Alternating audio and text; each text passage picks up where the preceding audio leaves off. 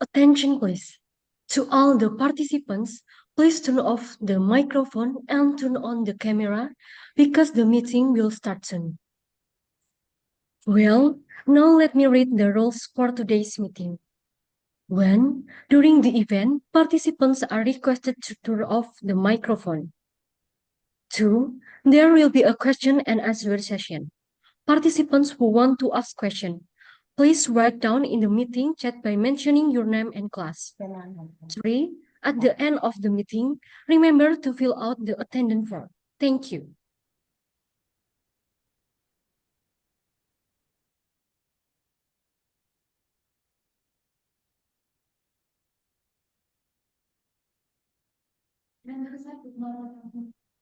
Assalamualaikum warahmatullahi wabarakatuh. Good morning, everyone. The most Honorable Mr. Joel Ray Ungsang Akop, DNS SGRN, the lecturer of VISAYAS State University, Philippines. Welcome to Prodi D3 Keperawatan Kampus Ponorogo. We are very happy to have you here. The Honorable Ibu Endang Purwaningsih Eskep Nurse MKel, as the head of Prodi D3 Keperawatan Kampus Ponorogo. The Honorable all lecturers and staff of Prodi D3 Keperawatan Kampus Ponorogo, all the invitees. And at last but not least, the distinguished participants of the day. Firstly, let's express our deepest gratitude to God. Because of His blessing and mercy, we can attend and join today, even meet the expert on the 13th of June 2024, with the topic about nurses and patient perspective of psychosocial nursing care profession to diabetes theory in a good condition of health. I'm Cecia Diva Aziza Susilo, will be the master of ceremony for today's event with the expert with the keynote speaker, Mr. Joel. Well, all the participants, let's start our meeting today by saying Basmalah together. Bismillahirrahmanirrahim. Thank you. The next is singing the national anthem Indonesia Raya, continued by hymn Poltekkes Malang. Please sit upright.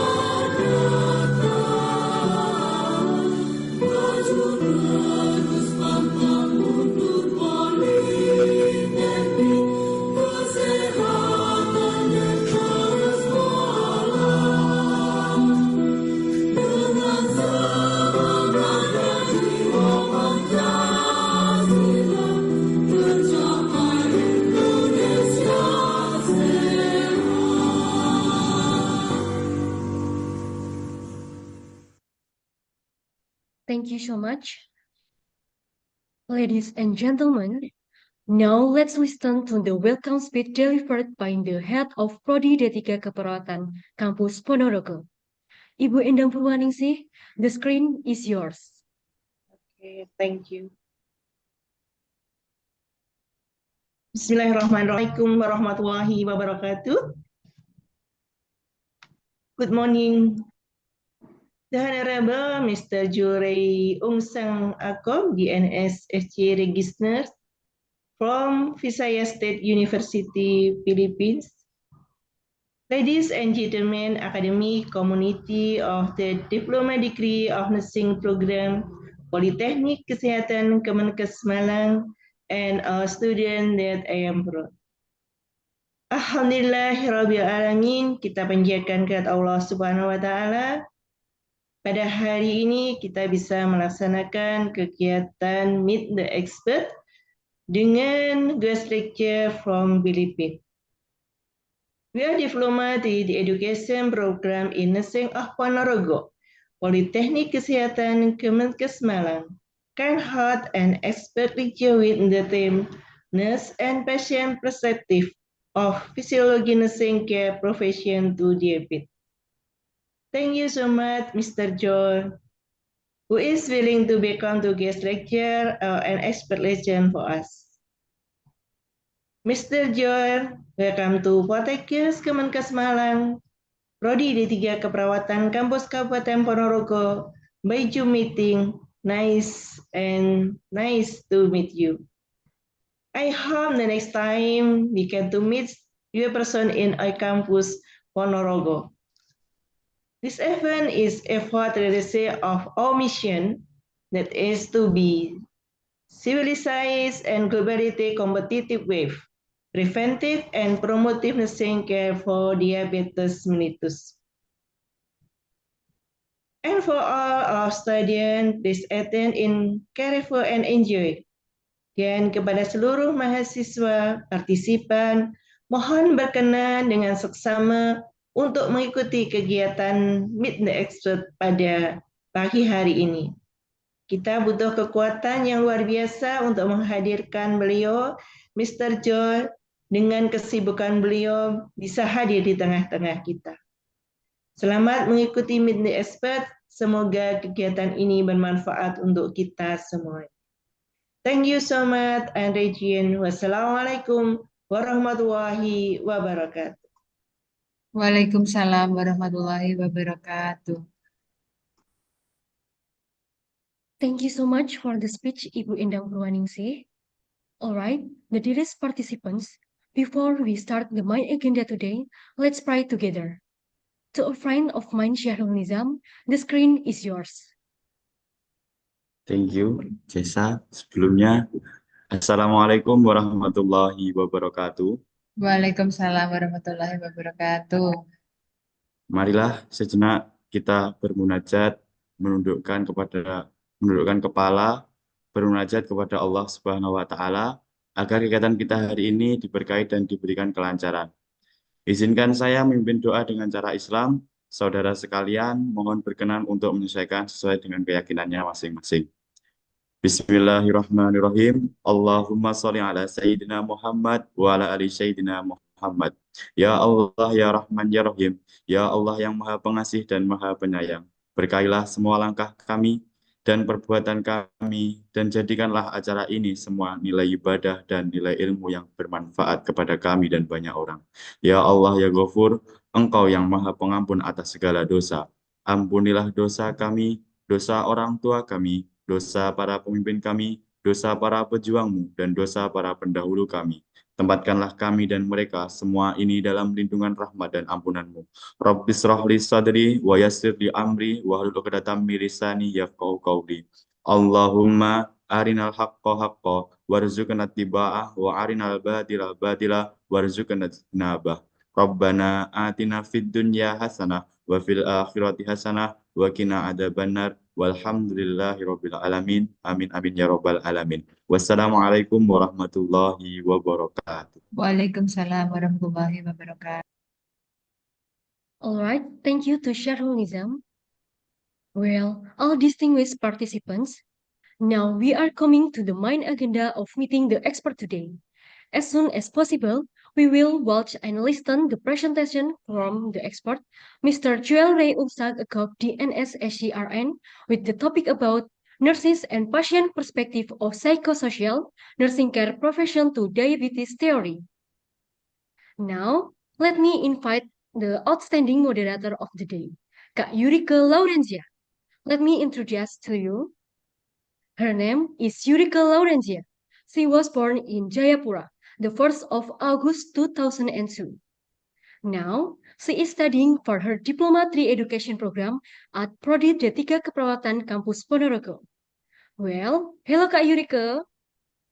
Hello, Jessia. How are you today? I'm fine, and you?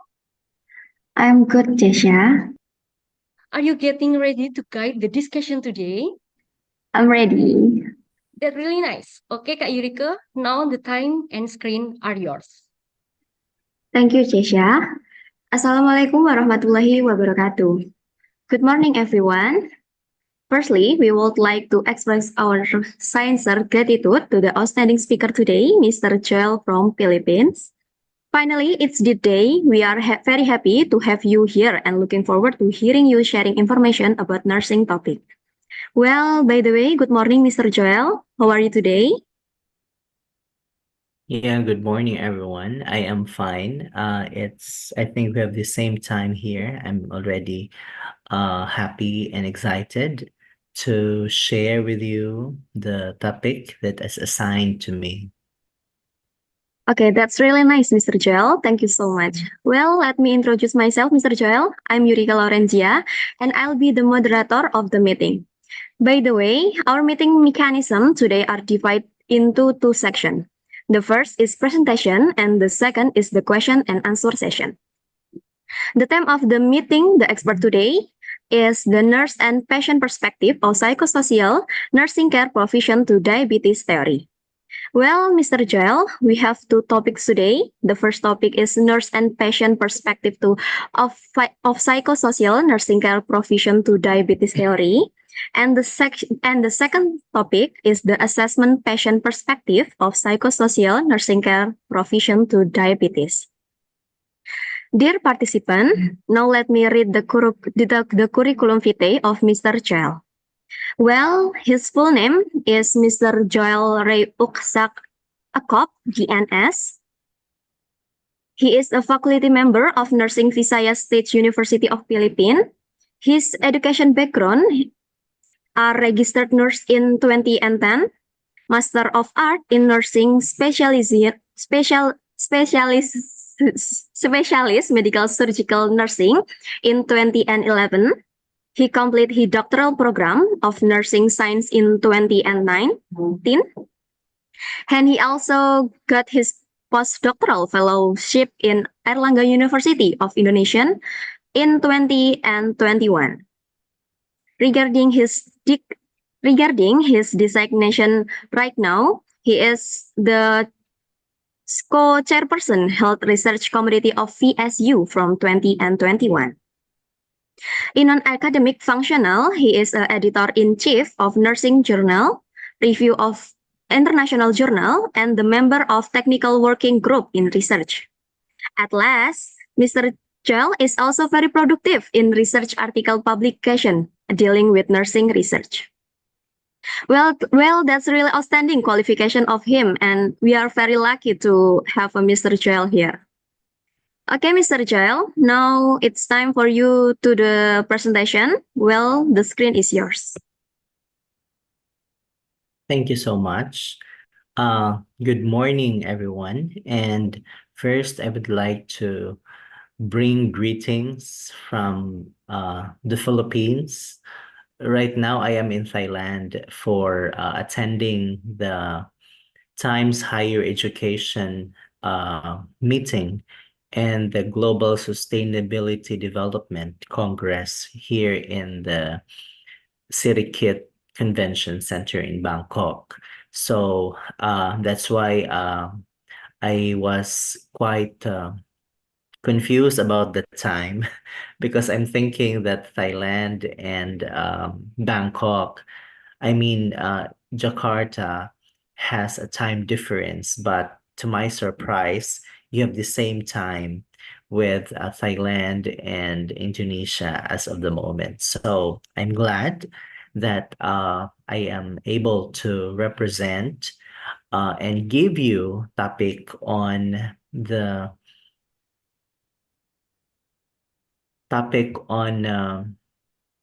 psychosocial perspective in the areas of nursing. I hope you are able to see my screen and it's visible now. Yes. Yes, visible. Okay, wonderful. So my topic is about the psychosocial aspect of caring as we continue to provide support to our diabetic patients. I will not discuss here diabetes mellitus because it is more of the disease process. But my concern, as assigned to me, first is to know the different perspective or what are the different concepts or the way how the patient and the nurse, when interacting, perceive about the disease condition.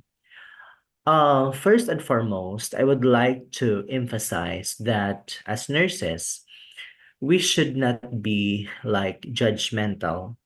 When we care of our patient, we should see them as a person of dignity and not as a person of disease. That is always our contention, our mindset. Then when we care for our patients in the hospital, we see them a person of disease. And that perspective is already giving us the limitation to maximize our care because when we see patient with disease, a person with sickness, we tend to avoid or to distant ourselves with these people because we do not want to get sick.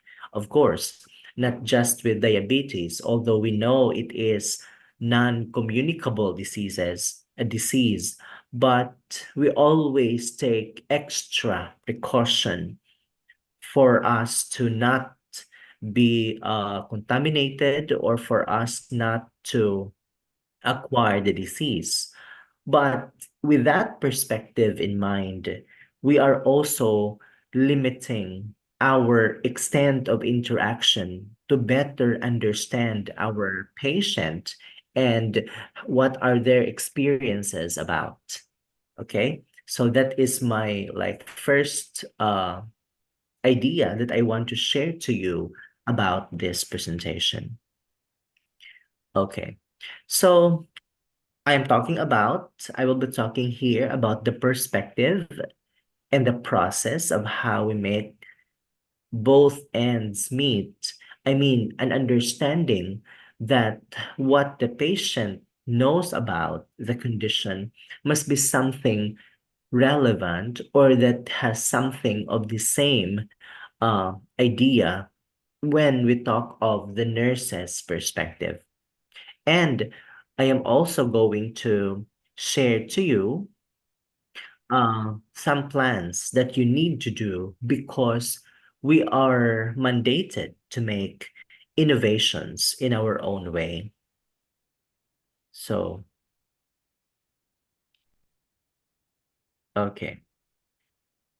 So for the concepts for discussion, as I've said, I will talk about psychosocial and care and support, the lens from the nursing perspective, and the diabetes mellitus. Well, just a very rough discussion about that, but I will not go down to the disease process. The theoretical nursing perspective, I will share with you at least one nursing theory and how can we apply that when we care for our patients with diabetes, and how we use the nursing process so that we have to provide maximum service or care to our patient. Remember that as a nurse, our major instrument, our core tool to be effective or efficient in care is the utilization of the nursing process. And the nursing process, I know you know that it is from assessment down to evaluation. Okay, but I will have to discuss more on that later. Now, SDG number 3, according to the Sustainable Development Goal, is achieving wellness and good health among the population, regardless if that is the very young or the very old or people of any age range. That means to say that as a health provider, the levels of prevention should be always starting from promotive and preventive approaches.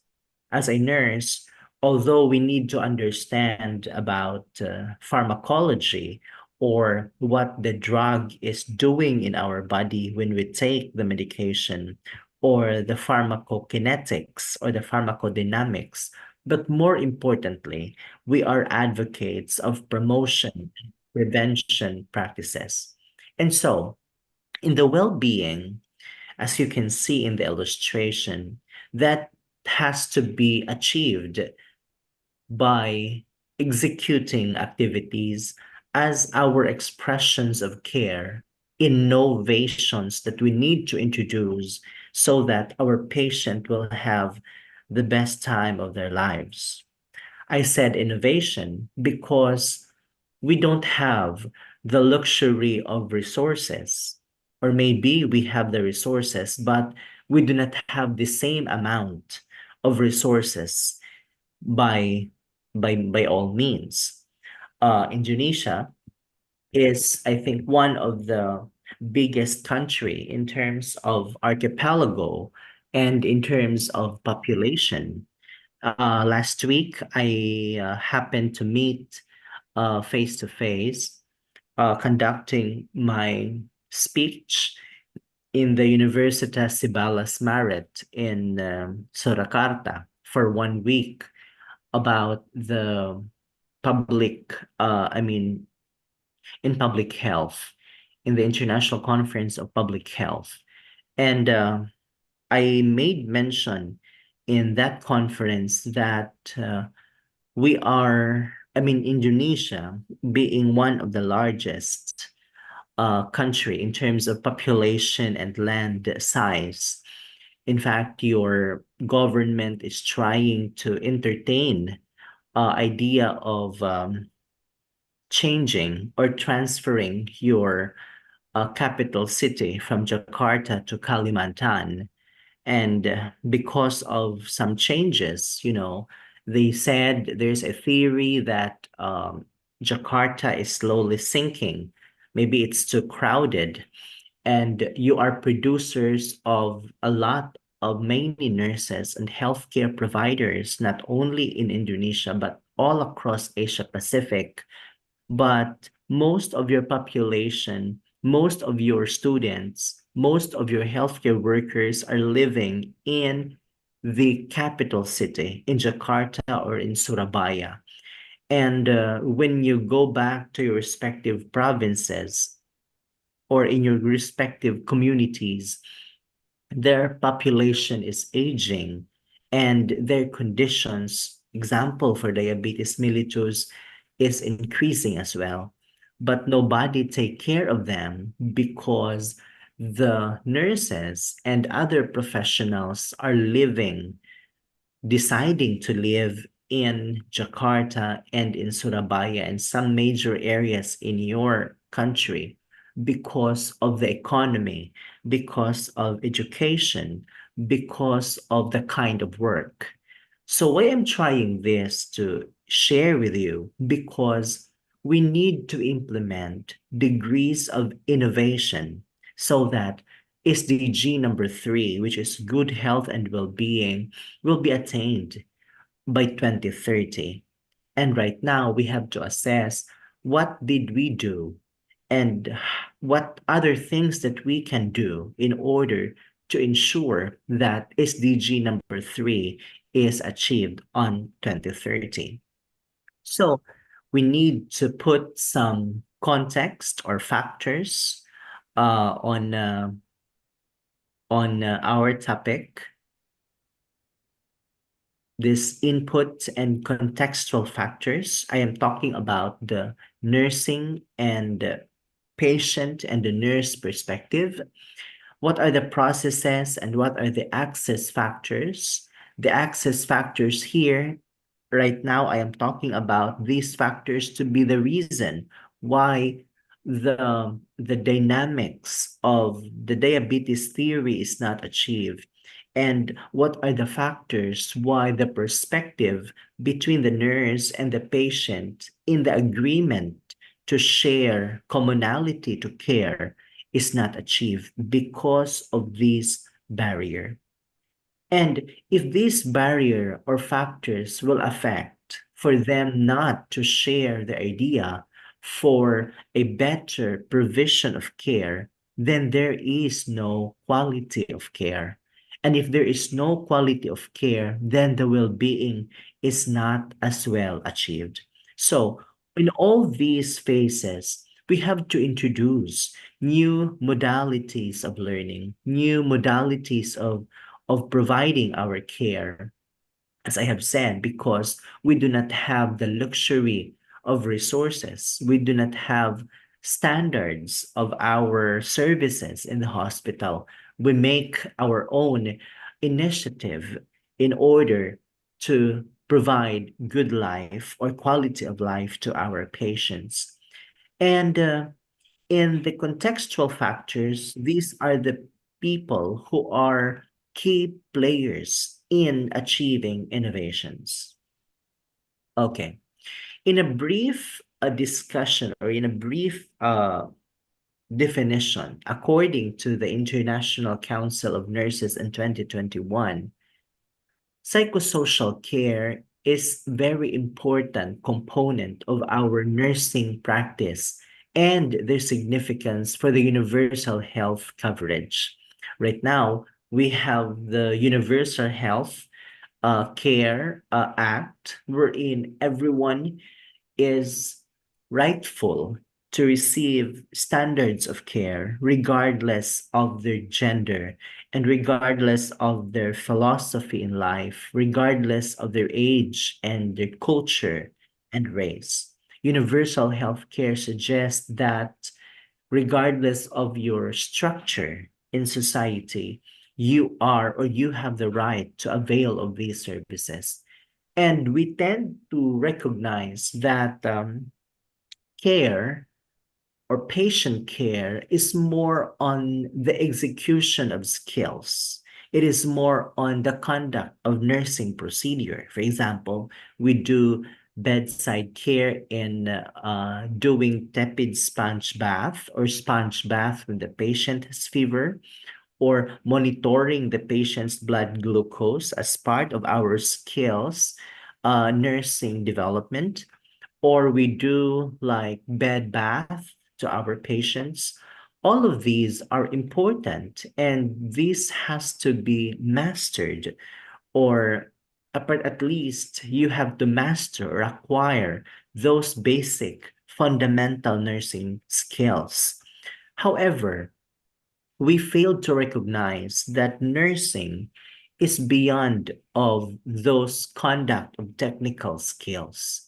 Remember that the person, as I've said, is not a person of disease, but a person, a total, a holistic being, which has different aspects or domains as a human person.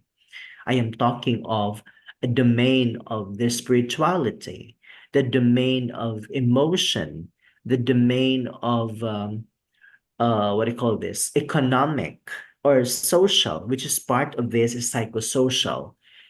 Although we emphasize the importance of skills and the importance of the technical skills, but we should not forget that the person is more than the sum of its parts. And that is psychosocial care according to ICN. This is a major component that the nurse should not forget to execute or implement every time they do nursing, both to the patient and to the nurse or the family members while in the interaction of the nursing environment.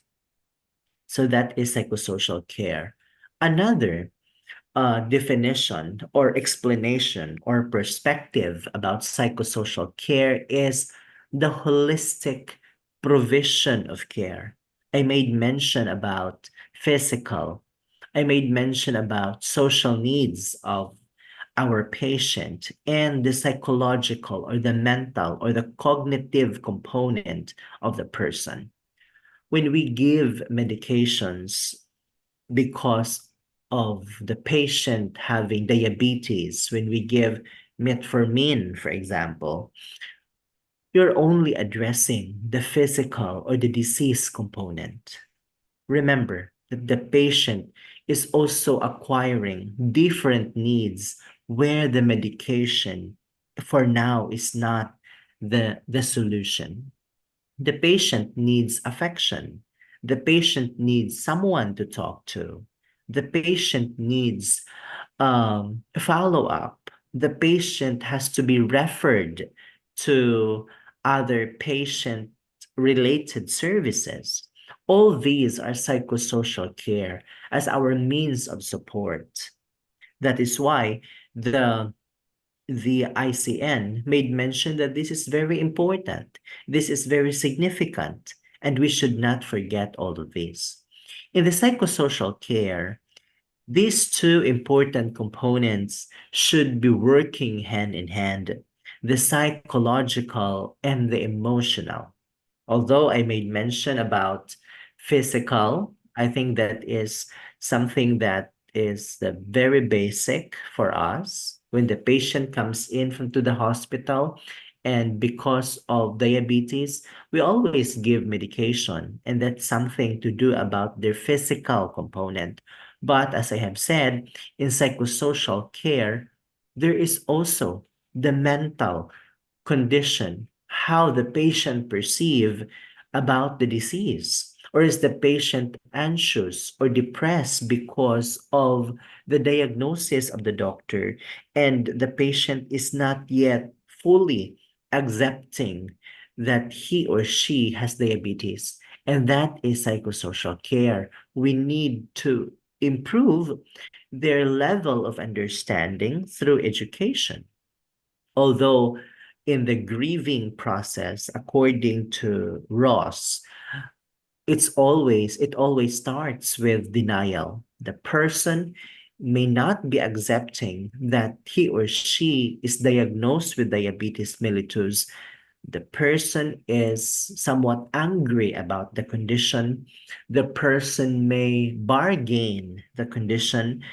The person may until he will fully accept, provided that we gave them proper support system.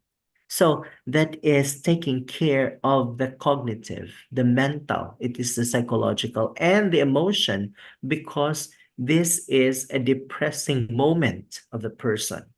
So there's a lot of perspective, there's a lot of opinion about when and how the nurse provides the care for patients with diabetes. Okay, so living with diabetes mellitus is very hard. But the hardest part is that other people do not understand it. That's something that is bothering about the person if the person is not ready to accept the fact that this lifestyle-related disease he acquired because of the maybe non-compliance or maybe too much intake of glucose-rich foods or decrease in mobility or decrease in exercise. That's why it is encouraged to have exercise so that there will be like a good blood supply or turnover of your blood supply to major organs, and the glucose is utilized into the cellular level. That's the reason why we experience diabetes. We have type 1 and type 2 because of the poor supply of insulin, or maybe there is defective in a pancreas, or the pancreas can no longer produce exact amount of insulin. So it will be transported into the cellular level to be converted as our energy, source of energy. So with all these, first, the fact is diabetes mellitus is something that we can be, or that can be prevented. But because of the changing lifestyle, the dynamics, the influence of Western culture, because we always want to have instant of everything, like instant food, instant coffee, in all about instant, no? That's why when I go to Indonesia, I will not take coffee like instant coffee. I always go to your Loa coffee. It's very expensive, but I love that because it's actually natural of its kind. Your black coffee, your Balinese coffee, your chocolate, your it's not instant there. Your foods are healthy.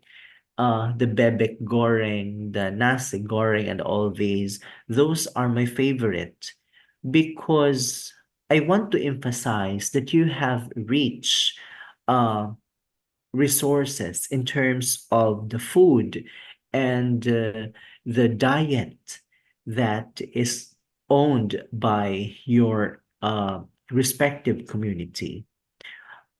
Although there is increased problem of malnutrition in your country, I went to in Malioku in Banda Aceh. It's very far.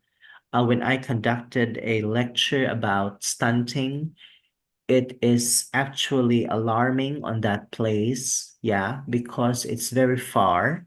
I have to travel, I think, more than 3 hours by plane from Jakarta. And I noticed that they don't have problems of diabetes, but they have problems of stunting and iron deficiency. So again, going back with the burden of psychosocial, when we take care of patients, we have to understand what they are going through. And if we understand what they are experiencing in life, then we are able to make some initiatives, or we can introduce some innovations that would help them recover, or if not, provide a decent quality of life as part of our total, like our very aim of why nursing exists. So, when I presented to you the psychosocial burden of diabetes mellitus, and these are our anchor, this is our cues to do assessment. Number one is one of the burden of diabetes mellitus patient is the experience of depression. It's moderate to severe depression or coupled with anxiety or bouts of anxiety. Sometimes when we get stressed, when we are depressed, overeating or undereating are some of the cue that would tell us that there's something wrong about the person. Or when we become oversleep or not sleeping at all, those are cues that would tell the nurse, that would give perspective of the nurse that the patient may somewhat experiencing a crisis in life. So if you have known of someone that is experiencing about difficulty in sleeping or overeating or not eating or a drastic change of their diet regimen, that are our perspective. That is our warning signal that the person is undergoing crisis in life. Another is the feeling of stigma because of their diabetes. Remember, I made mention that diabetes mellitus, same with HIV and some other diseases, is we need to decrease the stigma about it. When they're afraid to go out into the open and when they're afraid to talk about their disease, then we are not helping them at all. If we become judgmental, if we have negative connotation, if we have a negative perspective about the person or about the patient, they feel isolated.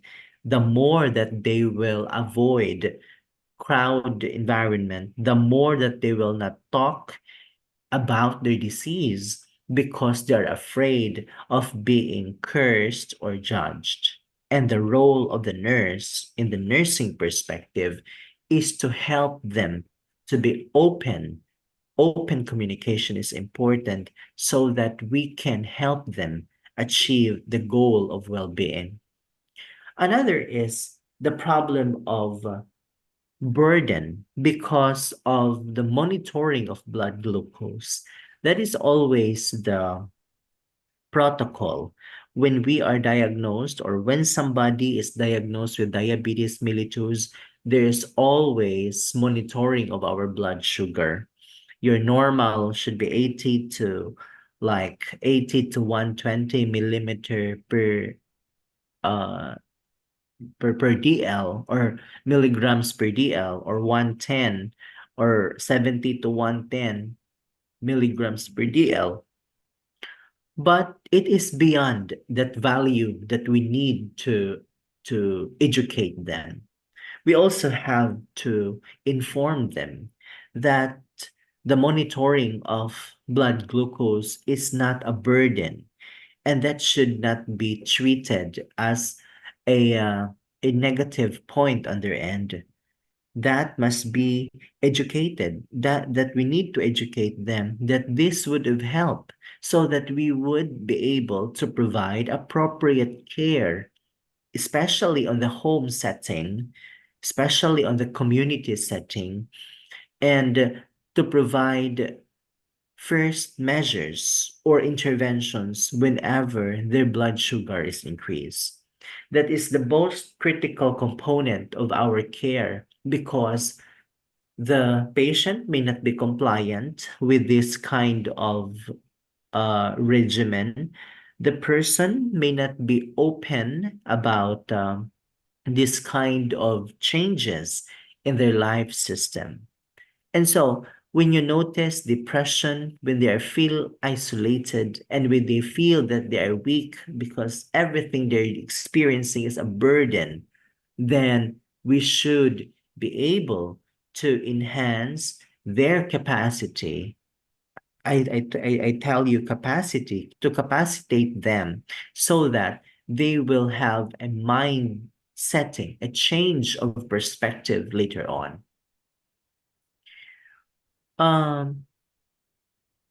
Another is the levels of the psychosocial support or the pyramid of interventions. I made mention in the community setting earlier, and it is important that we have to understand what to do when the person is experiencing, change in their life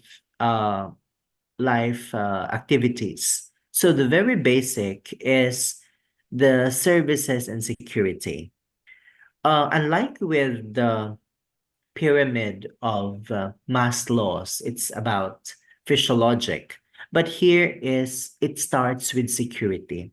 Security means that when the person is diagnosed with diabetes mellitus, they have at least knowledge, basic knowledge on what to do and where to go and who will like follow up them, especially when they are in their home setting or in their community, in the CADEP, for example. So security of or the assurance that whenever there are emergencies going on, as I've said, there were changes, the burden, the isolation, the what do you call this, the anxiety, the depression, they are assured that there is someone or somebody that will be contacted.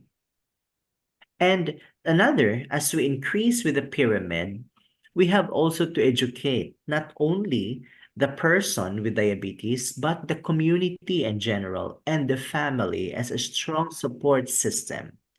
This battle is not a one-man battle.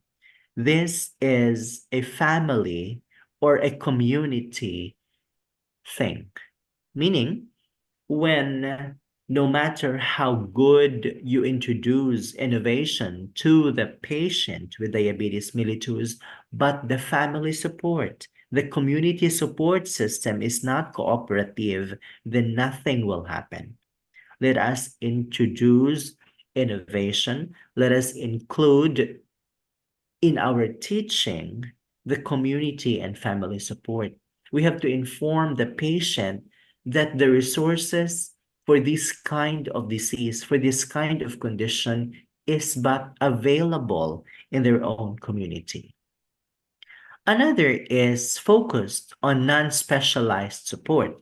When I say non-specialized support, this kind of support system is not really directly towards addressing diabetes mellitus, but to address its relating factor. When I say relating factor, if you still remember about the burden or the depression, it is not taking medication as an intervention. So that is non-specialized support. Maybe your church community, your peer, your what do you call this? Your colleagues in the workplace. Those are non-specialized support. And here we try to incorporate the non-pharmacologic interventions about experiences of diabetes mellitus. When we talk about non-pharmacologic, we are trying to address not the physical symptom, but on the psychosocial component. And when I say psychosocial, we always associate that to the emotion of the person, to the psychological well-being of the person. Remember, when the person is emotionally drained or emotionally like down, there is no medication to that. We cannot take medication just to boost our emotion. No. Therefore, as we are providing care to our patient, let us remember that the non-specialized support, the community-based support, the promotive and preventive strategies are more important in addressing their burden. Another is the specialized services. This is now the time that when the patient really has increase of blood glucose or is really by blood glucose monitoring, the glucose is very high, then we have to send the patient to the hospital or to the nearest medical facility that is specialized services. But then again, we only do that when we maximize, take note, when we maximize, when we exhaust, when we like exaggerated all our interventions for the promotive and preventive levels. Specialized services means curative level, meaning the person really is badly in need of the medication. Now, as a nurse, I informed you earlier that the nursing process is our tool, and I think it is not new to you. It always starts with assessment, with diagnosing the patient, with identifying plans based on the cues that we have developed, and execution of our plan through implementation, and later on is evaluation as to the effectiveness, or if the goals are met, or are there things that we need to enhance to improve our patient care. So I am talking about utilization of the nursing process. The nursing process, as I have said, as a tool, is our instrument. This is our Bible as a nurse to express our caring perspective. So when you talk about assessment, we talk of the individual, the individuality, meaning you're talking of knowing the person more than the sum of its part. Knowing the person not as an item of disease, but as a person of integrity. Always remember that. Do not see the person as an element who is sick, who has disease, who has problem. Note, it is only one component of the total holistic being. So, when we do assessment, we see the demographics of our patient.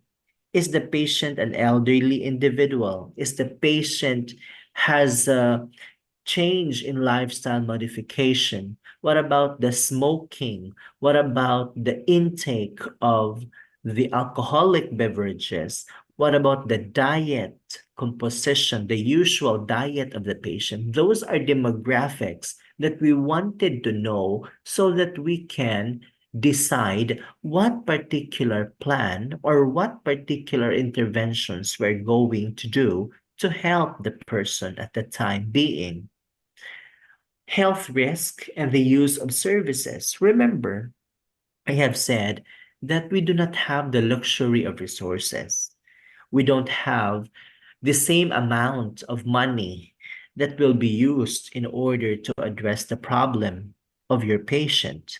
That is why you have to be wise. You have to be like vigilant in the use and identification of your services in the community.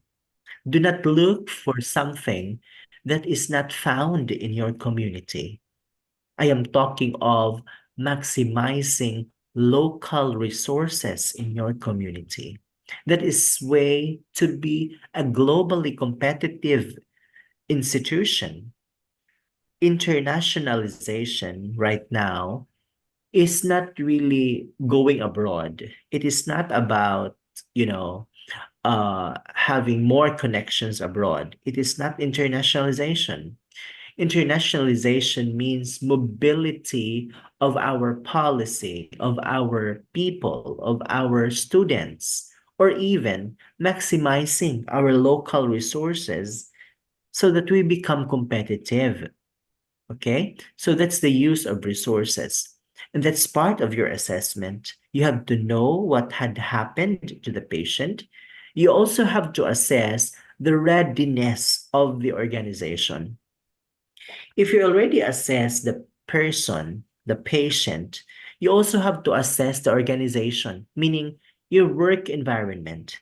Is the hospital, is the facility able to secure basic services on this kind of disease? Is the organization practices the updated skills, or is the organization investing on their human capital to be updated with skills so that they will be more efficient in the delivery of care to the people? That is organizational readiness. And another is community. Is your organization, is your facility accessible?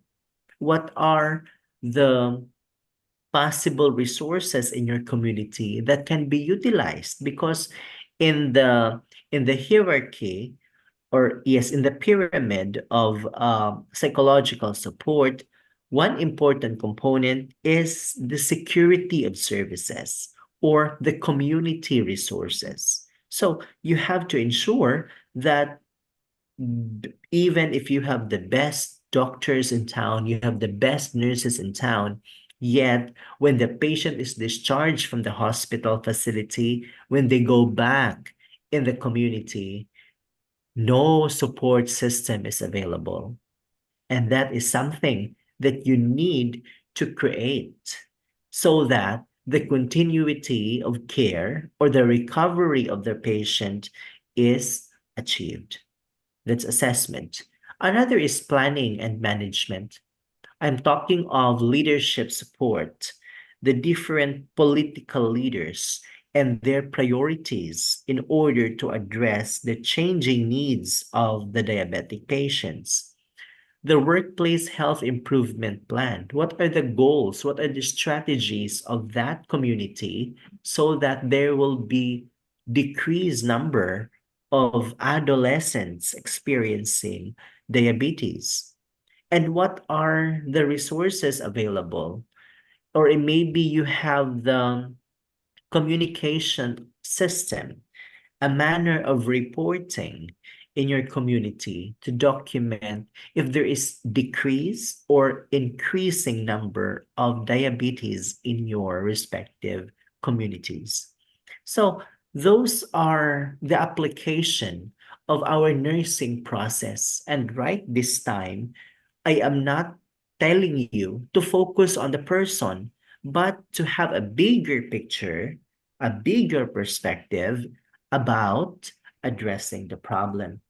Another, when we do identify the plan and our proposed intervention, then we have to implement it.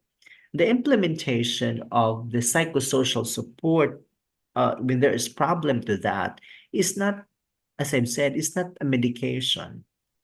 It is always program, policy, and to know the benefit or the effects when we implement long-term program and policy. When I say program, it is important that we need to enhance their level of their education and their level of understanding. When I say level of understanding, it is not effective if we just keep on telling very scientific about disease on diabetes, but the people in the community cannot understand about the medical terms. So that's why when we give program interventions, when we educate them, when we do counseling because they are depressed or anxious, then it has to be simplified. It has to be to the level of understanding. If the person is maybe not able to understand about scientific or medical terms, then you need to, tell them in a layman's term, very specific, very simple, make life-related situations or real life situations as an example so that they better understand it very well. Policy. When I say policy, it has something to do about the ordinances or the existing program or policy or guidelines in our government that has something to do with the care for the diabetic patients. Meaning, if they have free medications in their community rural health facility, then you have to inform them. You have to inform them about what to do, whom to go, what can be their steps to follow whenever there are cases of emergencies related to diabetes mellitus. Those are policies that can be educated or can be provided to them. Another is the last phase of the nursing process, which is the evaluation. Well, it is always the well-being as our indicator of success. It is always the decreased percentage of people with diabetes mellitus as our indicator of success. The objective is to decrease, if not eradicate, diabetes mellitus. And how do we do that? That is when we change your perspective. Perspective that the person is not a person of disease or ailment or sickness, but as a person of a whole being.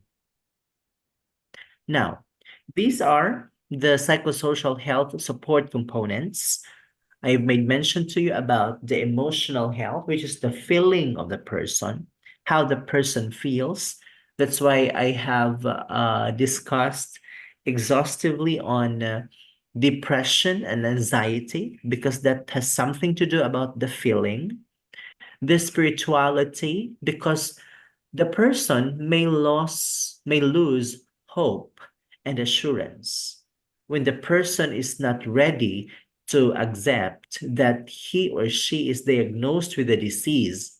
The spirituality, the being of connectedness to whoever is the person believed to be a person of superiority, they lost connection to it.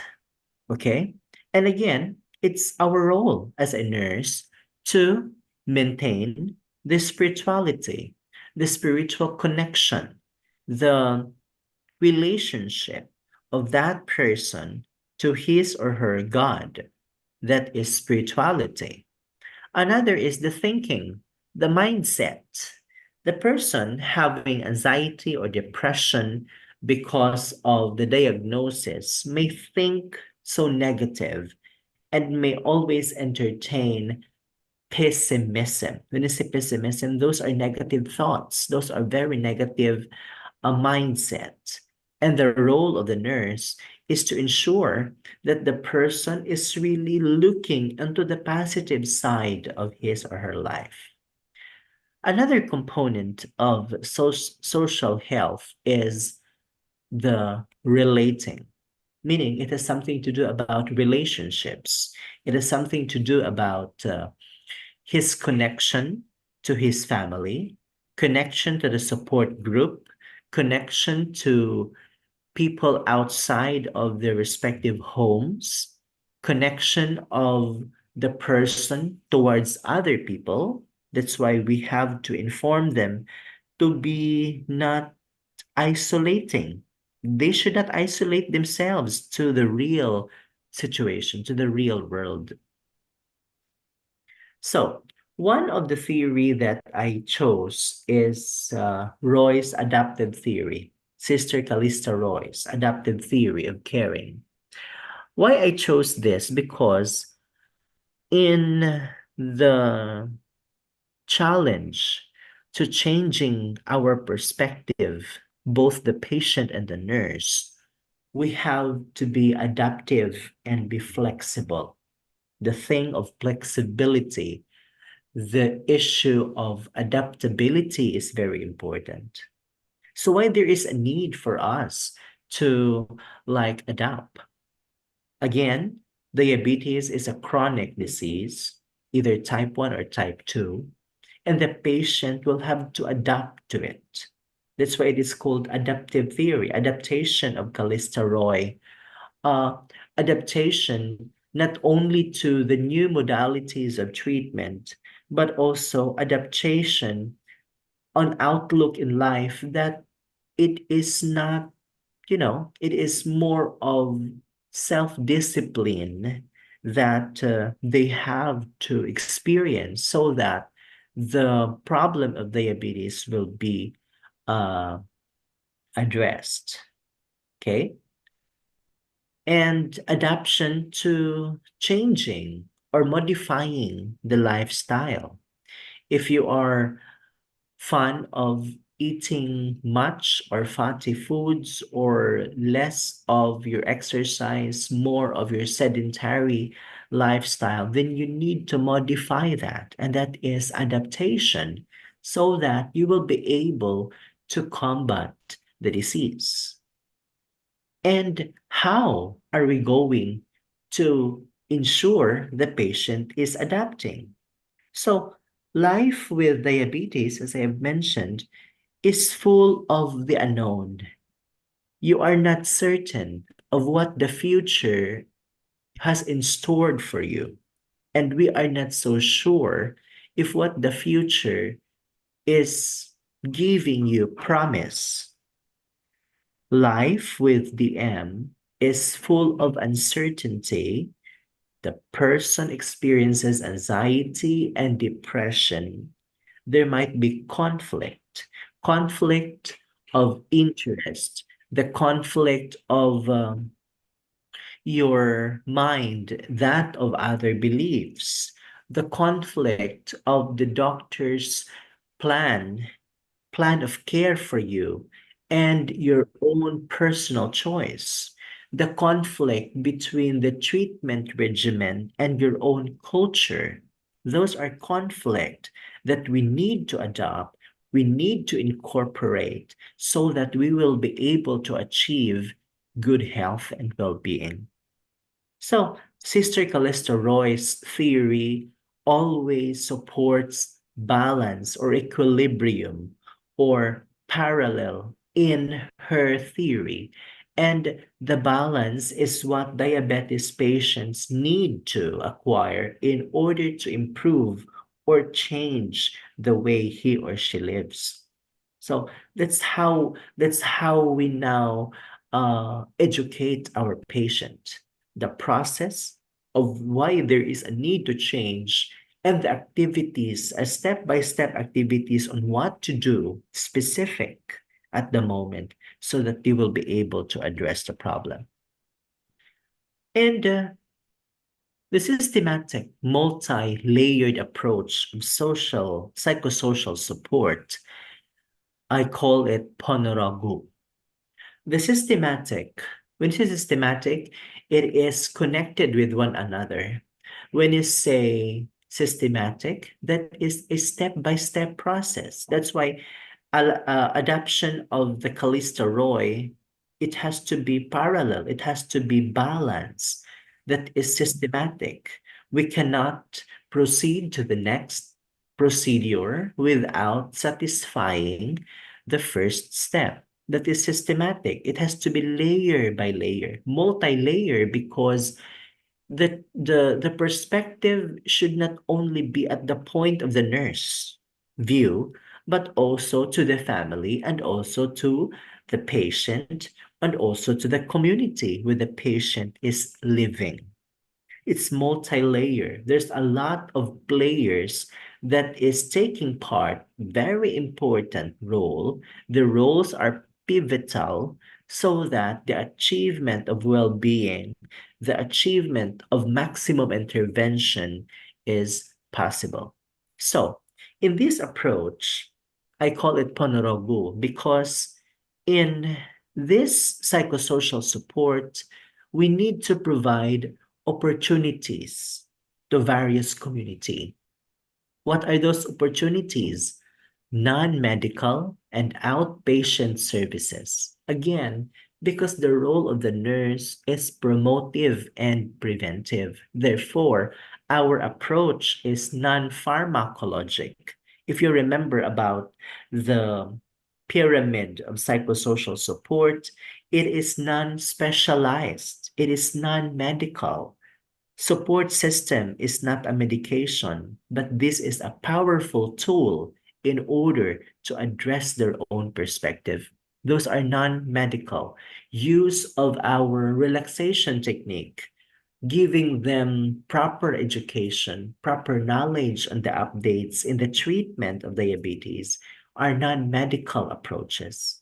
Outpatient services, because we do not want the patient to stay longer in the hospital because of complication. We do not want complication. We prevent complication from happening. That is outpatient services, relevant trainings, because as change agent, you nurses as change agent, you have to acquire specific training to empower yourself, to improve your craft of nursing so that you will become effective deliverer of the patient care. I have made mention about people in Jakarta and in Surabaya, a lot, very populated. But when I visited some of your rural communities, there is no healthcare worker or lesser number of healthcare worker. I hope that you will consider that after studying, you need to go back to your own communities and help them. That's the most rewarding, fulfilling experience for you as a nurse. Doing nursing, practicing nursing is not about money. It's not about earning money, although it is important because our community is a cash-based economy. But mind you, there is a different feeling of satisfaction when you care for your own people in your own community. And for you to become effective, you have to acquire relevant trainings, offering developmental governance for an improved health outcomes. The outcome is well-being. The outcome is increase of quality of life of our patient. The outcome is the increase of lifespan of our patient. The outcome is if the patient gets sick and the damage is irreversible, there must be facilitation of a peaceful death. That's as far as gerontology is concerned. All of these are outcome. All of these are expected things that we need to achieve after we provide support to our population. What are the innovations? And I think this is my last slide. What are the innovations of research or the ways forward? Well, our mandate as a school or as an institution of higher learning is not always just do mere teaching, but we also have to engage ourselves in research and publication and communicate those research findings through adapting communities when we do community works. So what are the innovations? When you have plans to do research, I think research is one of your requirement. You have to maybe talk on the assessment on the effects of the introduced innovation. First, what are the best practices that you can have in your community? Maybe you can introduce some of those innovations or best practices for health research, maybe establishing or organizing a support system in your own community. You also have to ensure to incorporate the different SDGs, the zero hunger, the good health and well-being, the partnership with the goals. What about quality education? What about economy and sustainability and growth? Those are global care initiatives among Asian health institutions, and you are the best person, the best people to work in order to improve your health population, not only in Ponorogo, not only in Malang, not only in Indonesia, but all throughout Asia Pacific. And ethical governance, of course, we do not do away with ethics. All we do should be in alignment to acceptability, and that's the ethicality of our work. Okay, so I think that's the and the last slide that I have. Thank you so much, and I'm open for some questions or clarifications related to the topic. Terima kasih.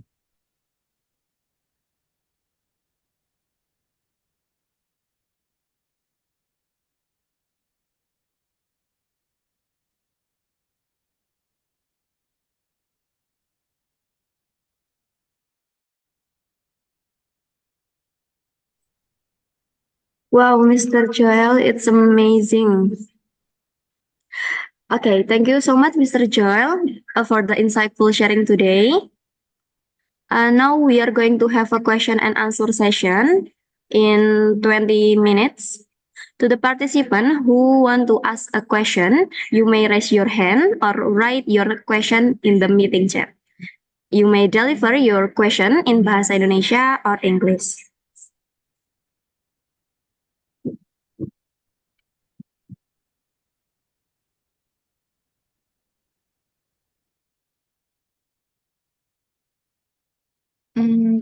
Excuse me, can I ask you a question, Mr. Jim? Thank you very much. Well, I think it's very, very, what is it? I have a different perspective here regarding the nursing care for diabetic patient by paying attention about the psychosocial support.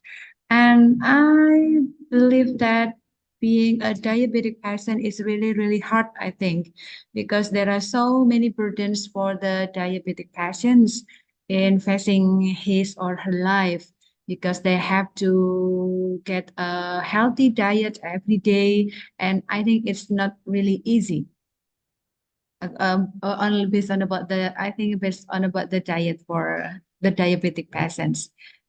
My question is, Mr. Joe, you said earlier that as a nurse, as a nurses, I think they not only give a treatment for the diabetic patients dealing with the medication, but the nurses have to pay attention to the aspect of mental or psychology of the diabetic patients. So, and my question is, in the education, what is it? In the education field, we as lecturers of the student of nursing department, um, in the course implementation in the classroom, how as lecturers we can help the students to have the competency, I mean the competency here to have a good skill of psychosocial support to the diabetic patient when the nurses in the future, maybe not only in the hospital, maybe in the community of diabetic patient, they can have a good communication with the patients dealing with psychosocial support. I mean here, the nurses can help the patients dealing with the mental health, maybe dealing with the problem, not only problem about medication, I think, but problems about their thinking, their relation, and also maybe their spiritual problem dealing with the diabetes mellitus. Thank you, Mr. J. I hope we can share about this. Thank you very much. Yeah, thank you so much, Dr. Putri, for that. It poses a challenge, actually, on our end as educators because we have different perspective. And although we believe that educators or nurses, the academicians, are already done with their, education, others acquire bachelor, masteral, doctoral, but the thing is, we try to be objective the way we do things. We forget to realize that what the books have stated may not be true in the actual setting. and we want the thing which is very objective can be applied in the community setting. Number one that I think we need to address is our own culture. We have to assess our own self. What is really my perspective when I do care? Or what is really my end goal when I educate my students? If our direction to produce nurses is to be a nurse specialist, I'm talking of the one who will take care in the hospital, the one who will be manning the hospital in the critical care unit, or the one nurses that is to go abroad and to find better solutions for the problems in terms of the living conditions of their families way back in home.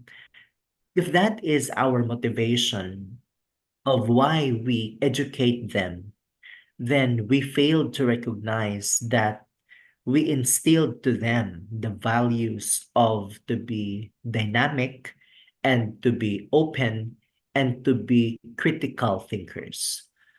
I would have to go directly on the topic of problem-based education.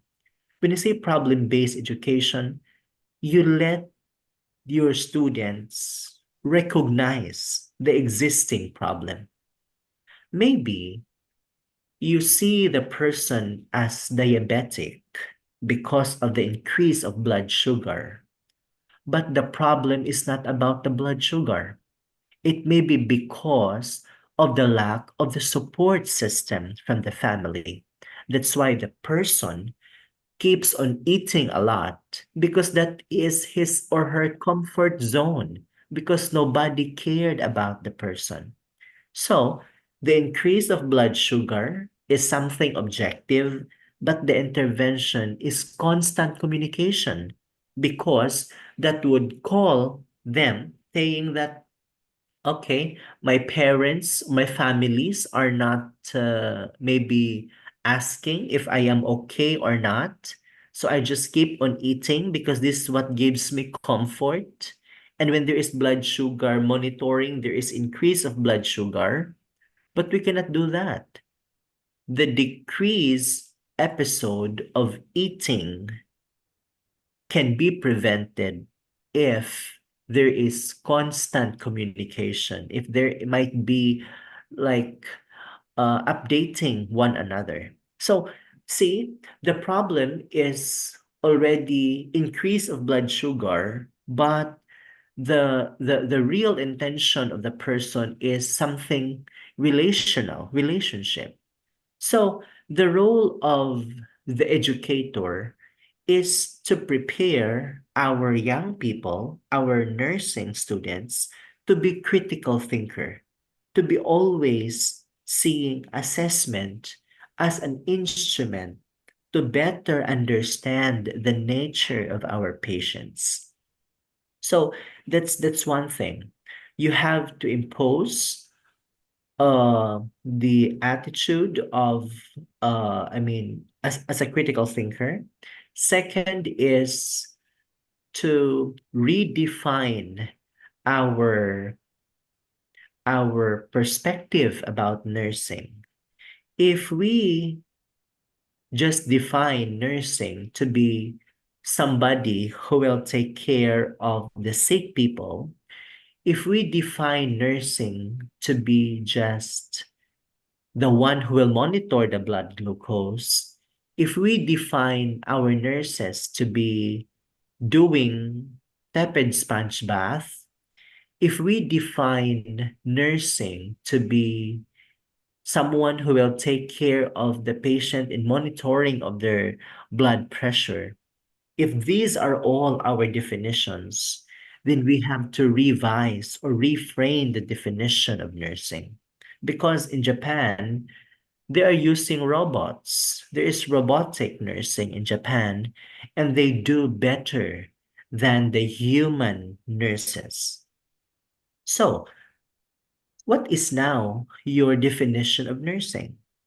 A definition of nursing for me is someone that has the perspective or the initiative or has the desire to change the life of the people in their community level. I am very much concerned about promotive and preventive because I notice a lot of people are studying in Jakarta, in Surabaya, but they are not from Jakarta. They are not from Surabaya. They are very far. They're actually coming from the rural community, from their province, Yes. but they prefer to stay in bigger cities because of the economy, because of Yes. the opportunity, because of the work environment. Mhm. I am not saying it's not good. It's okay Yes. because we all want to live a decent life. But after all, we have this moral responsibility to take Yes, care you're of right. our people in the community.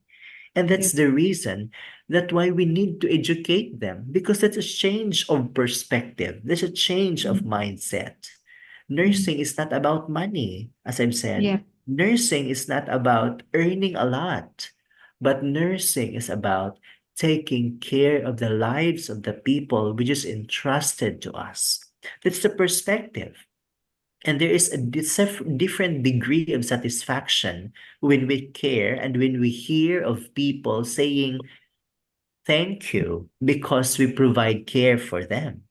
So Yep. that is the challenge now as educator on how we instill those values. Those are very important value, but because of westernization, because of the Western culture, because of the influence of media and technology, everything is accessible there.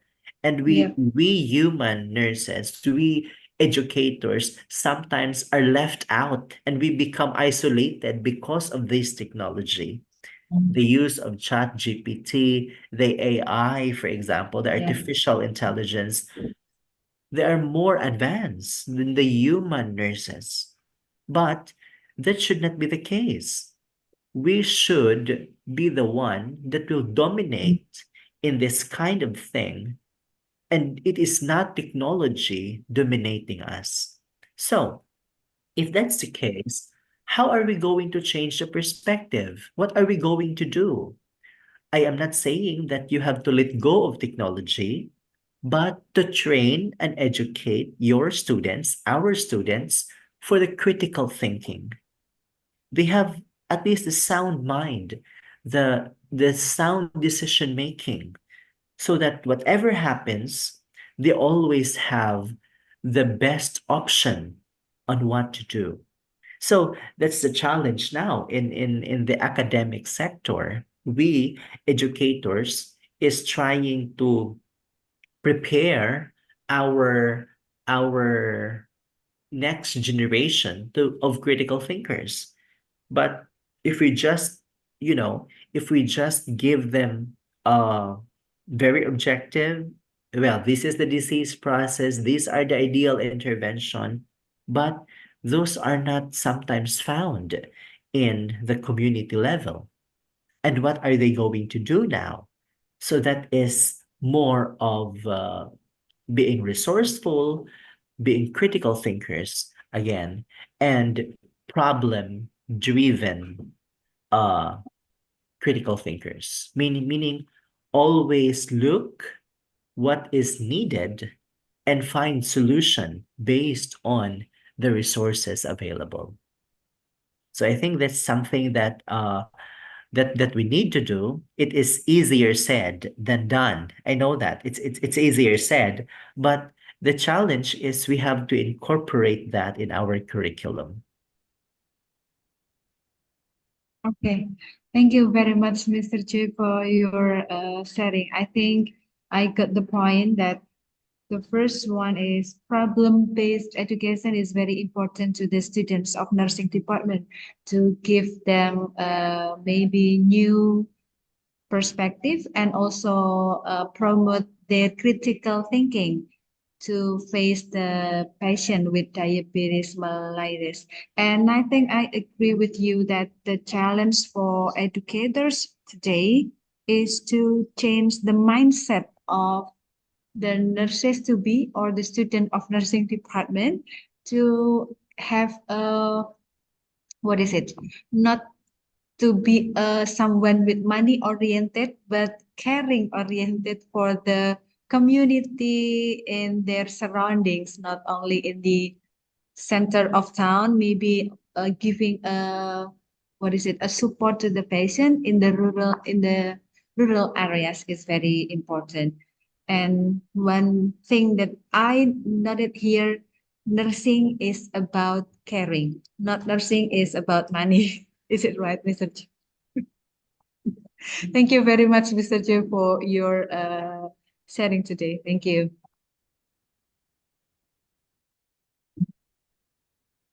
Thank you, Ms. Yuyun. Wow, amazing explanation, Mr. Joel. To dearest participant, if you have a question, you may raise your hand or write your question in the meeting chat. You may deliver your question in Bahasa Indonesia or English.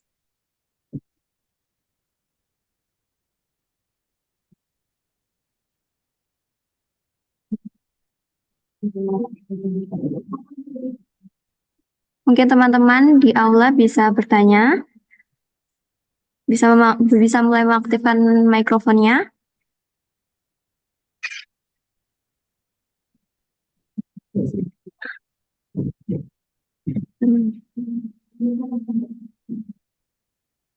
Okay, let me read the first question from Kezia. My name is Kezia from class 2A. So my question is, according to Mr. Joel, what are the misunderstandings that occurred after carrying out a systematic, multi-layered psychosocial support approach, and how to eliminate and improve their awareness about the diabetes mellitus? Thank you. Okay. First, thank you for the question, Ms. Kesha. The question is about the common misunderstanding occurred after carrying out a systematic social support. Okay. One of the common misunderstanding is that, one, that diabetes is only answered by medication. No, it's not. No matter how supplied you have, or no matter the supply you have of medication, but you don't have the feel of changing your diet and your engagement to lifestyle, then medication is not really effective. Yeah.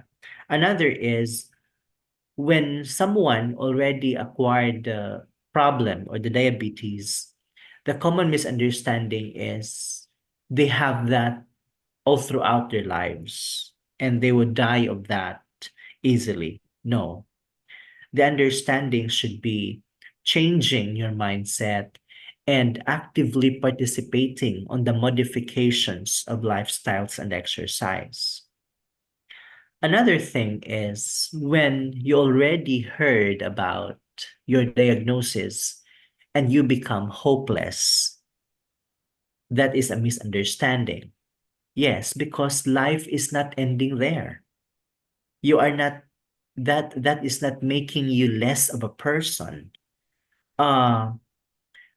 You have to ensure that your mindset is still positive. You're always looking into the positive side of life, and that is not a disease that will prohibit you from mobility. You can still walk, you can still talk, you can still do the necessary things you want, but with caution. Those are some of the misunderstandings. The second big point I would like to share about misunderstanding is the nurse thought that the patient is just recipient of care.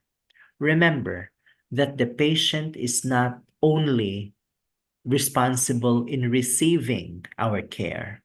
They must be active participants.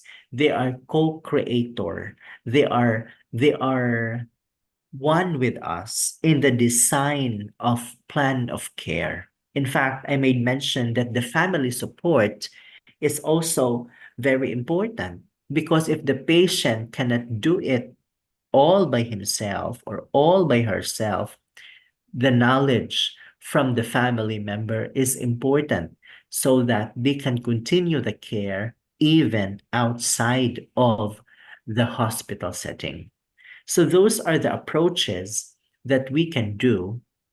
And there's no way we can improve the awareness but through education at the level of understanding. I always emphasize education at the level of understanding, meaning to say, if the person is sometimes the person is are not able to read and write.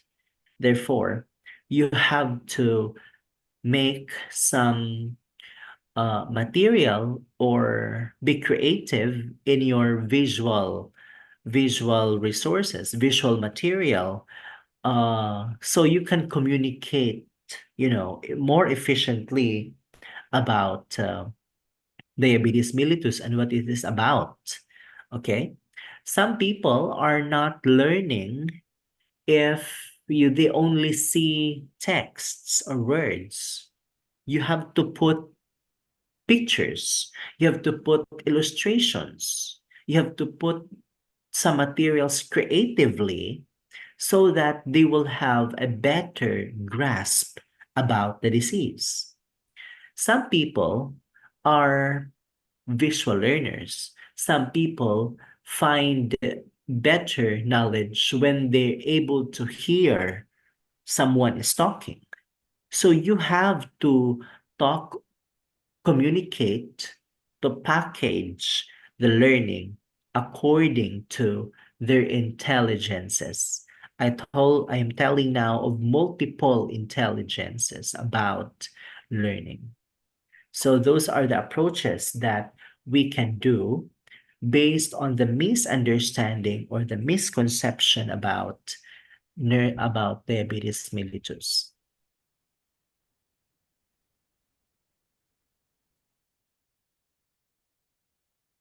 I think I can read some of the questions here and I can answer directly if that's possible. Okay. Yes, Yeah. okay. Yeah. There's a question about Riza from class 1B. The question is how the nurses work with other health team to provide optimal psychosocial care for patients with DM. This is a very good question because diabetes mellitus is not just the role of nurses intervention. The diet modification can be best described through the dietetics or the dietitian or the nutritionist.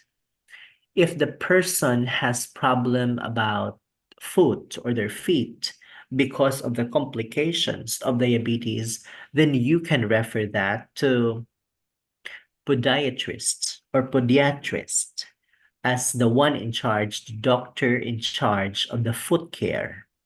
If the patient has the problem with the vision because of the retinopathy following increase of blood sugar, then you can refer that to ophthalmologist or to optometrist. If the patient has a problem with difficulty in urination or something bowel problem because of the nephropathy, you can refer that to the doctor in charge of kidney care. This is the way how the nurse should work. Although we are after of the promotive and preventive level, but if we recognize other problem the patient experience as complication or is related because of the diabetes, then collaborative action should come in, because the management of the problem is a problem, or is the need, or is the approach for everyone. We call it collaborative interventions. So the nurse can do referral to appropriate person of authority when the problem arises. That is how we work as a team. Okay. Another question from Dewi Putru. It is about the question of how the nurse help to adapt the physical and functional changes that may occur due to complications. Okay, this is a good question. So when we talk about complication, we already, like, it is expected that there is already maximum. We already exhausted our intervention for the promotive and preventive, and yet the patient persists. There is actually occurrence of the problem. That's why complications like retinopathy, neuropathy, and the like are experienced by the patient. So how do we do that? How do we care for them? What do we need to do? One is recognizing that the person is not just a physical person. I'm talking on the components. There is still other aspects, which includes spirituality, which includes emotion, which includes social relationship, because the diabetes is more of the physical. Although there are functionality, example, mobility, you don't want the person to get hurt. You don't want the person to have wound because of the functionality. So what you can do is to provide safe environment, and the security that whenever there are problems, the person, you, the nurse, is always there. Okay? When you say functionality, I am referring to the activities of daily living. Remember that when the person has diabetes, we prevent wound, we prevent cuts, we prevent the person from acquiring wound because it is very difficult to heal because of diabetes condition. So when we do activities of daily living like bathing, shopping, for example, or walking, foot care is important. That's why we have to give, comfortable shoes or well-fitted shoes, because we do not want the person to experience complications later on. Those are expressions of our care. Those are expressions of our continuity of care service to your patient. So the ADL, the activities of daily living, you have to make them still actively participate. And I have to tell you this, that when there is a different perspective when the person is an elderly, if the person, an elderly patient, like a senior citizen, 60 years old and above, for example, they acquire diabetes mellitus, sometimes they do not want to be like assisted, because when they feel or when they know that they are assisted, somebody is doing the task for them, they feel paralyzed, they feel dependent, they feel useless, they feel no longer significant. That's how the way they think. And the role of the nurse is changing the perspective. So instead of the patient as simply receiver of care, recipient of care, you should inform them to take active role in the decision making. You have to always ask the elderly person, what do you want? What would you like to have for today? How are you doing today? Would you like to go for a walk? And if that activity may impose harm or danger to that patient, your role is explain to them the consequences. Second, provide safety and security in whatever they do, because we do not want the harm to be experienced by them. And at the same time, we do not want them to be just dependent on the care provider. They should be active participant in the care. So that's how we work.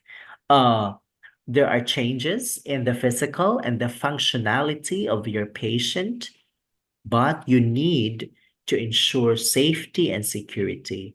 Let them participate in the decision making so that you will be able to experience the quality of life. That's it. Okay, thank you, Mr. Joel.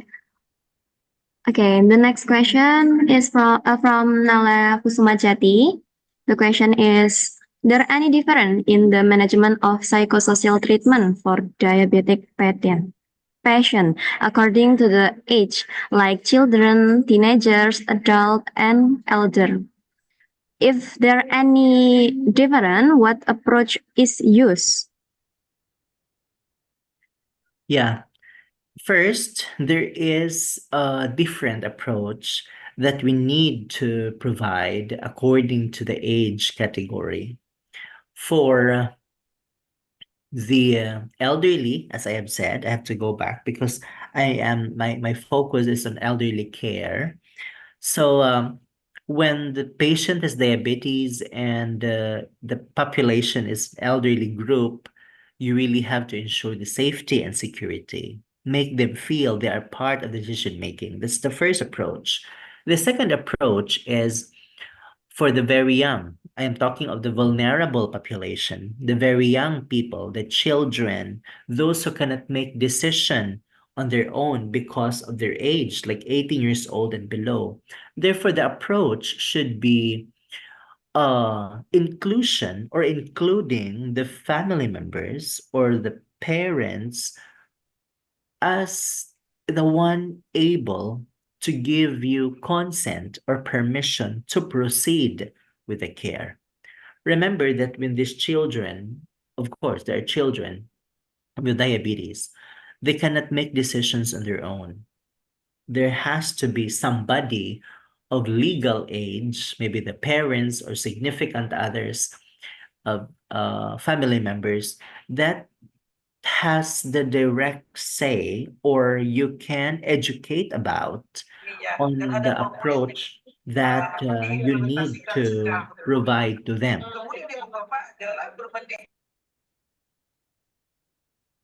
Okay, so that's the approach. If maybe those mentally challenged individual, of course, no, those psychiatric patients, they cannot make sound decisions. If they have diabetes mellitus, then it should be your role to define what is best for the patient. Since the patient cannot make sound decision because of the condition, the mental problem, then it is your call as educator or as a nurse to do designing of care based on your critical thinking. That's why I always inform, I made mention critical thinking earlier on this topic. What else? If the woman is pregnant and married, the approach should be talking to the husband or to the partner on the kind of care that they want to avail of. What I'm trying to say is to be always ready on the kind of approach that you can provide, and the approach should be specific to the population. There is no such thing as one size fits all, meaning you have to be creative enough. That's why I introduced innovation late this morning, and very specific to the need of the person. All of them maybe has problem on diabetes, but they don't have the same understanding about it, and they have different resources as well. So you better make a tailored fit, meaning specific intervention for diabetes for this population group.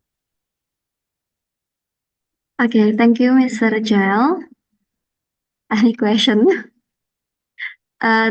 Next question from Alice Wulandari. Her question is how the effectiveness of psychosocial intervention and diabetes prevention can be measured and implemented in daily nursing practice.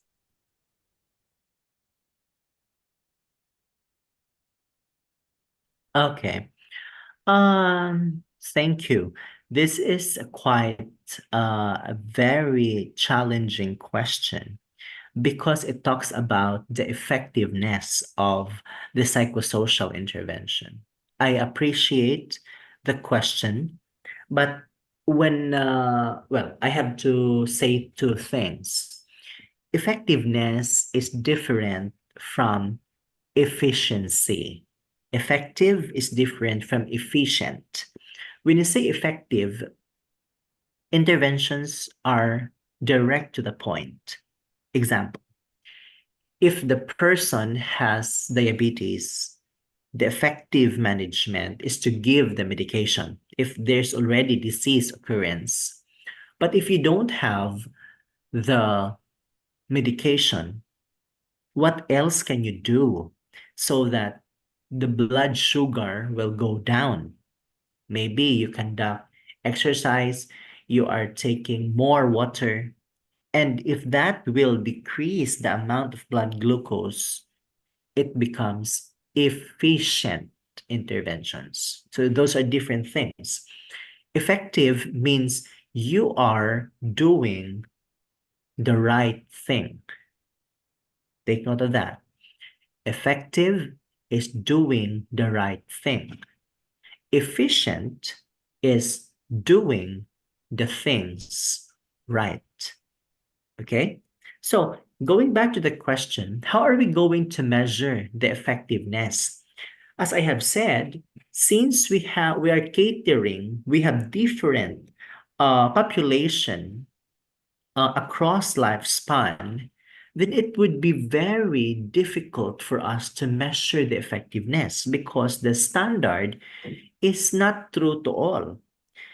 The intervention may not be true, may be true to this population, but for the adult population, it is not true because of the complications later on. Example, a teenage population has diabetes, may recover more and may recover faster over than a diabetic patient which has like 70 or 80 years old.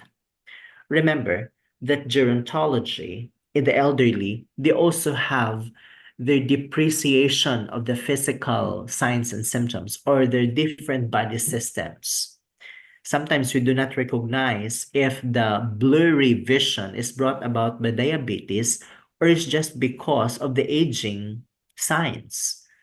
Okay, so the effectiveness may not be addressed right then and there, but the efficiency is, meaning to say, the measurement of the efficiency of our psychosocial intervention, the outcome is number one, at least we increase the quality of life.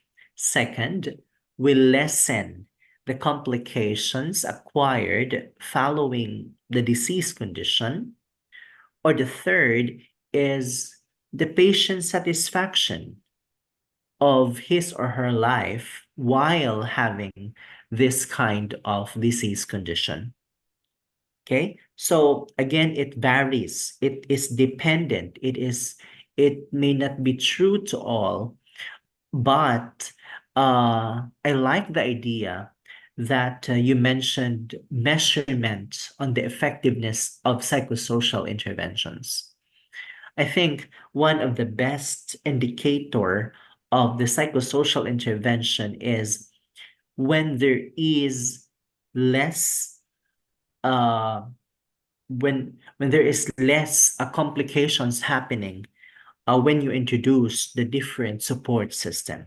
So if the person has diabetes and the person did not feel any burden, like boredom, the person is not displaying signs of depression or anxiety, those are effective or efficient, and those are signs or indicator that there is efficiency or there is effectivity of your psychosocial interventions. When the patient seemed to be participative in the activities of daily living, when the person seems to be socializing to the community, when the person seems not to isolate themselves from the bigger population, then those are bullets, those are outcome, those are signs that efficiency or effectiveness of psychosocial intervention is observed. Okay? And a human of 3B also has question about what are the forms of social support that is effective in reducing stress in people with DM. Okay, so what are the forms of social support? Number one is open communication.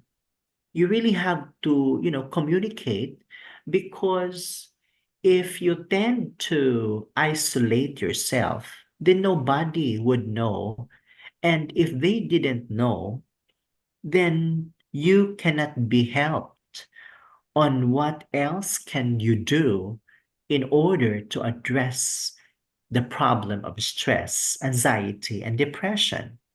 So, first is open communication. Second is honest communication.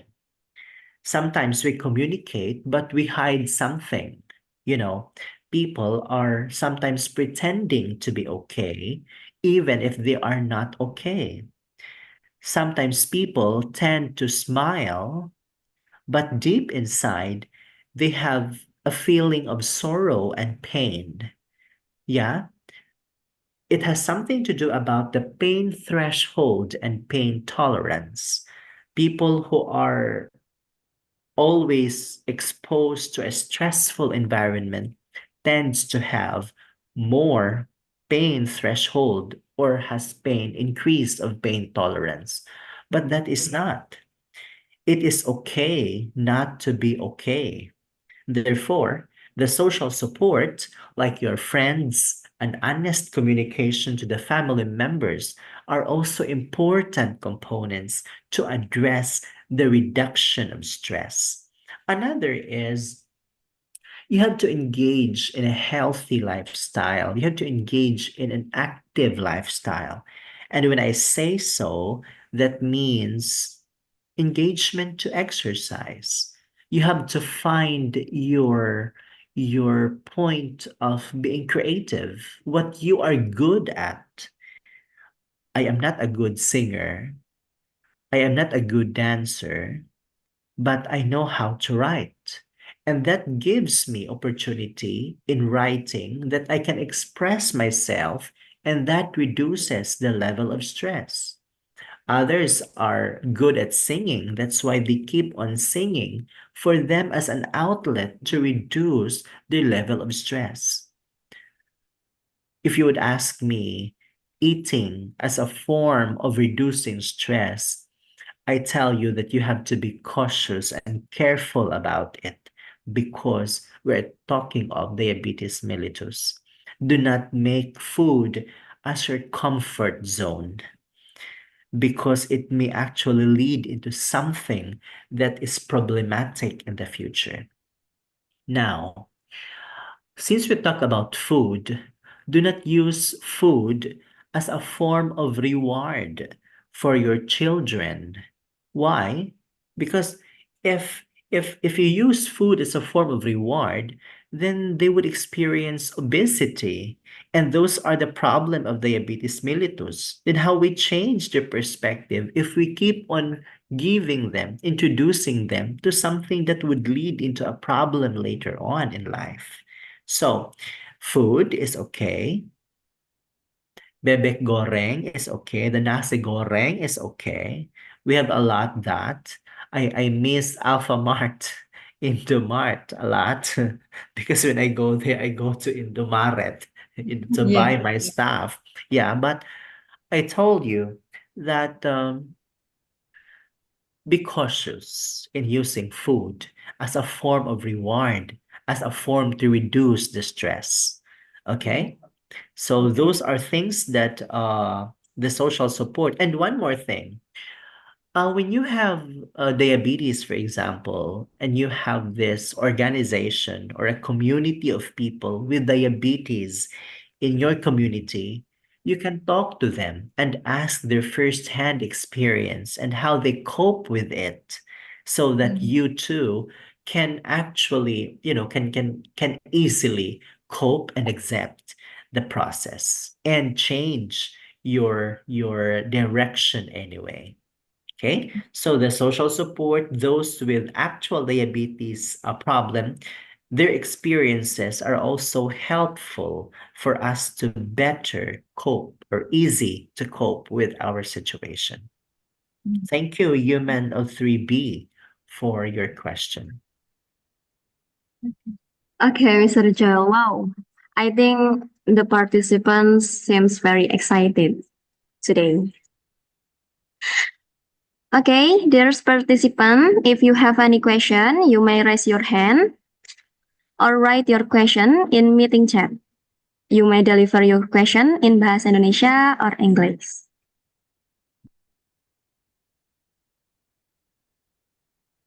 Well, I think there is no question, more participants. What do you think, Mr. Joel? Can we end our discussion? Because I think it's clear. Yeah, I hope you learned something about the discussion today.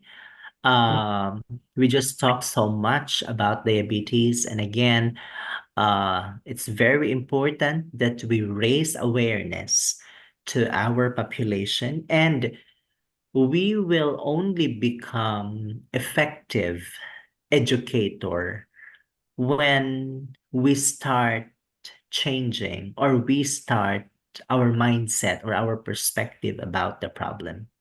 No matter how good we are in terms of discussing about the disease, but people not tend not to agree if they see the exact opposite of what we teach. So if we teach good things, we make sure that we become the best examples of what we are teaching them. If we want people to quit smoking, then you should do that yourself. If you want people to have a good lifestyle, then you become the best example of that teaching. Okay? So everything should start from within, and that's changing perspective towards quality of life. Thank you, Terima kasih, for your kind attention and for always inviting me. I hope that I can visit your institution in Ponorogo one of these days, hopefully. Yeah, last year I've been to 5 times in Indonesia last year. So I'll be wait, Mr. yeah, all the way, very far, you know. But well, this is part of our advocacy that when we teach, we should go far and wide. Yeah, I hope to I can treat educate you our something. I people. agree with you, Thank Mr. you. Okay, all right. My dearest participant, after listening to all the information from the expert of the nursing field, let me try to sum up the materials of the day. I will like to say the duties and responsibilities of nursing care on patient diabetes is not only give treatment and medication, but also to giving an innovation with a holistic care like medication, psychosocial, and support care to improve the quality of care in order to get optimal well-being. In conclusion, the nurse's perspective on diabetes patient affect the process and plans of nursing care. Well, everyone, I think that's all of our meeting today. Thank you so much for your attention and time. Thank you, Mr. Joel. And for the next agenda, let me give it back to the Master of Ceremony today. Chesha, the screen is yours. Wassalamualaikum warahmatullahi wabarakatuh. Waalaikumsalam. Waalaikumsalam warahmatullahi wabarakatuh. Thank you, Kak Yurika, for guiding our discussion today. Well, that's all about the presentation and discussion with Mr. Joel Ray Unsang Akop, DNS SCRN, with the topic about nurses and patient perspective of psychosocial nursing care profession to diabetes theory. Special thanks go to Mr. Joel for the fruitful, insightful sharing with us. We hope it's very useful for us now and in the future as the nurses to be. We are looking forward to hearing again your lecture next time. Once again, thank you very much. Also, many thanks to all the participants of the meeting, the expert session today. Hope it's bring you much benefit and like. Well, thank you so much for your attention. I'm Cecia Diva Aziza Susilo. See you on the next event and see you everyone. I think is eating. Thanks a lot for everything. Wassalamualaikum warahmatullahi wabarakatuh. Waalaikumsalam warahmatullahi wabarakatuh. Thank you very much, Mr. Joy. Thank you very Thank you much. so Very much, much. Mr. I Joel. hope you learned something Yeah. from the discussion. Don't We are forget looking to get forward the to your picture, to get visiting the in photo. Indonesia, picture. especially in Ponorogo. I think the I'll be picture. wait, Mr. Joel. There is sate ayam Ponorogo that is very delicious that you have to Yeah. try, I think. Yeah, Ponorogo. Thank you very much, Mr. Is that Joy. far from Jakarta? I think far. Maybe it's about 700 kilometers. Oh, yes. so when I go to 700. Jogja, I think it's 2 hours to Ponorogo, right? 2 to 3 hours Yeah. to Ponorogo. There's train. Yes. Train. Yeah. Because last time from Bandung to Solo for 7 hours. Very far. Yes.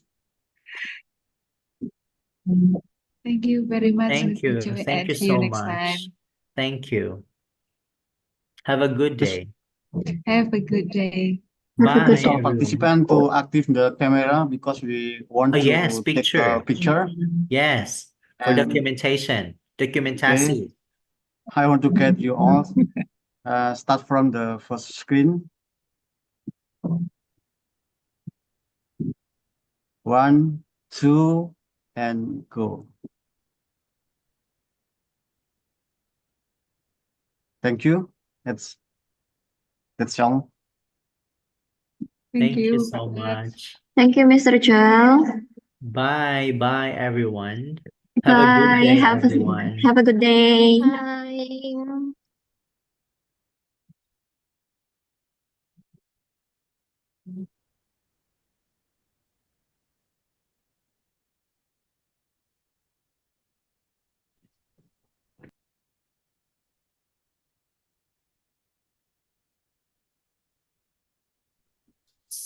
Okay, let me to end from the central.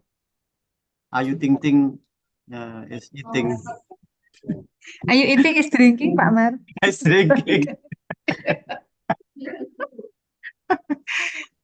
Nanti diganti Bu Justina is drinking. Thank you very much for everything. Yes, I drinking. Drinking, drinking, drinking sambil miring. Good job. Good job. Yes. Justina, do you want to speak in English maybe? Of course. I cannot speak English. So speak I Mandarin. I can speak Japan. Japanese. Oh, that's really good.